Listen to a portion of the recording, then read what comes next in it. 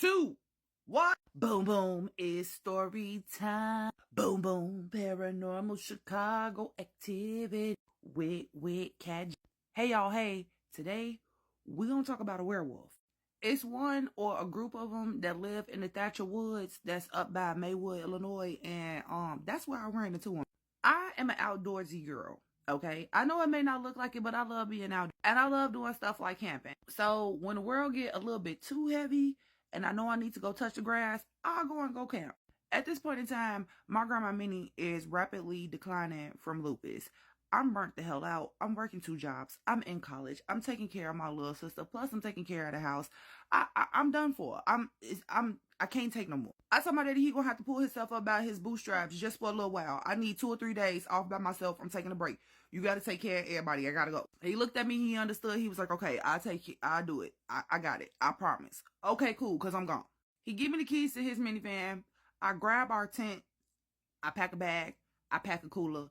I head the fuck out to the woods. Now, the place that I like to go to, I could drive halfway to where I want to go, and then I got to walk the other half. So, okay, cool. No. It's a 15, maybe 20-minute walk. It ain't nothing major. But about 15 minutes in, shit get weird. It had been about 2 years since I had been out there. But here's the thing. Things that men make, those get changed. Things that are made by the earth, you can't change certain things, especially when you're not chopping down trees. So as I'm walking, I'm noticing that the trees that I'm looking at ain't the trees that I'm supposed to be looking at. I'm supposed to be looking at bur oak trees. Like, the place that I go to is the whole little grove of bur oak trees, but I ain't never seen this fucking tree before. I stopped because I started getting this uneasy feeling.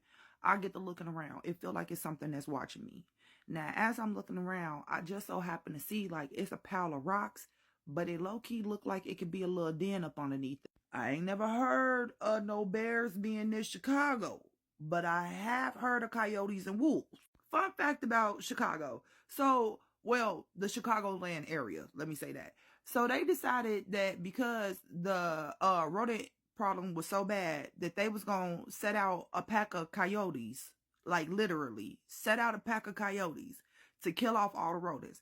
These coyotes were supposed to have trackers on them, but 2 of the coyotes somehow got their trackers off, and they never found them. That's why it be random-ass coyote sightings, because they got away and they spawned off.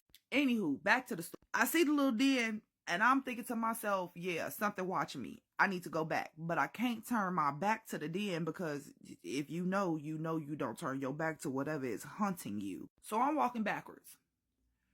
And I get to smelling something that's like... I'm so sorry to say this, but okay. Everybody has a smell when they sweat. However, people with hairy bodies have a different type of scent to their sweat. Like, it is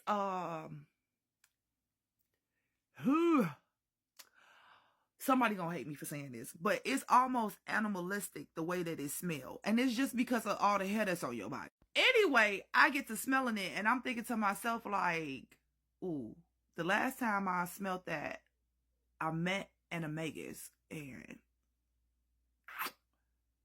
that didn't turn out too good for me. I get to doing my little mantras for protection, and the smell goes away. Okay, for right now, I'm clear.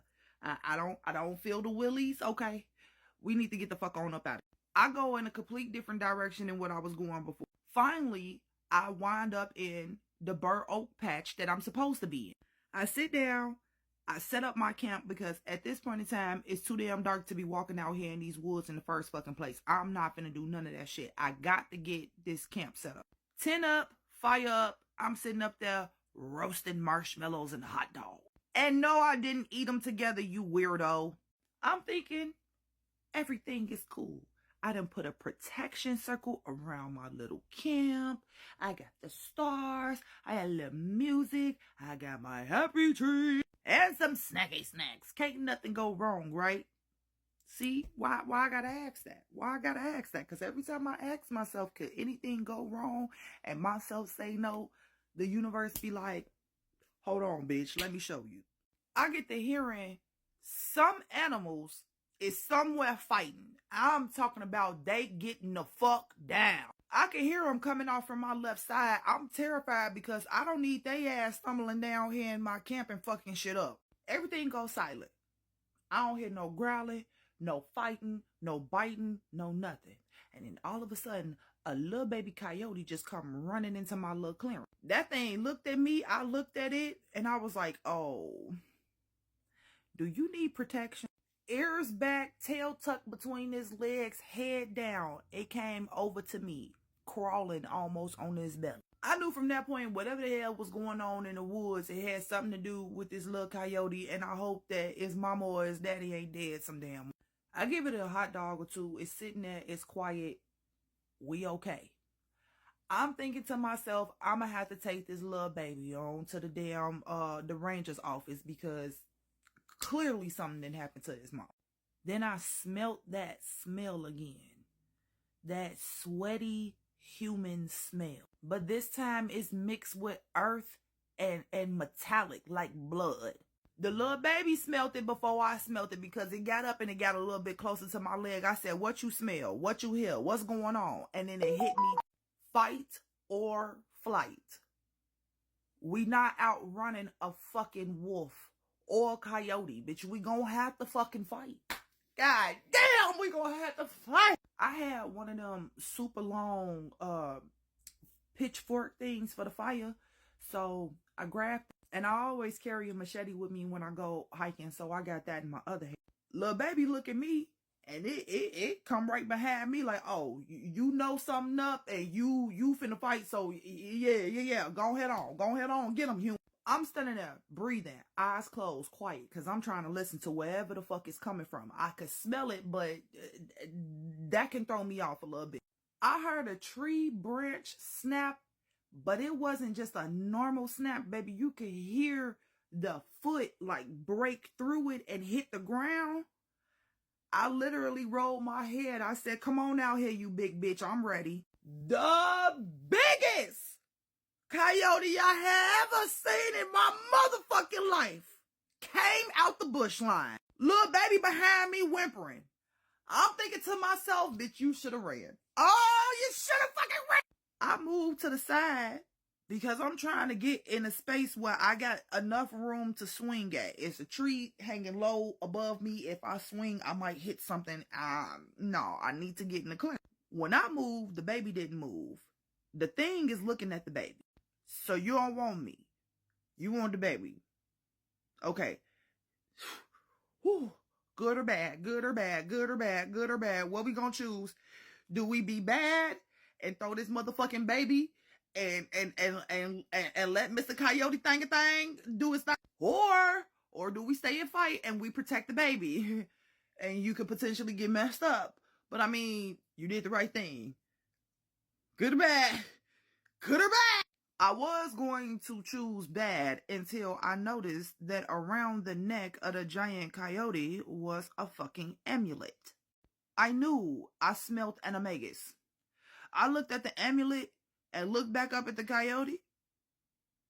The motherfucking eyes squinted. 2 seconds, that coyote was taking off for me.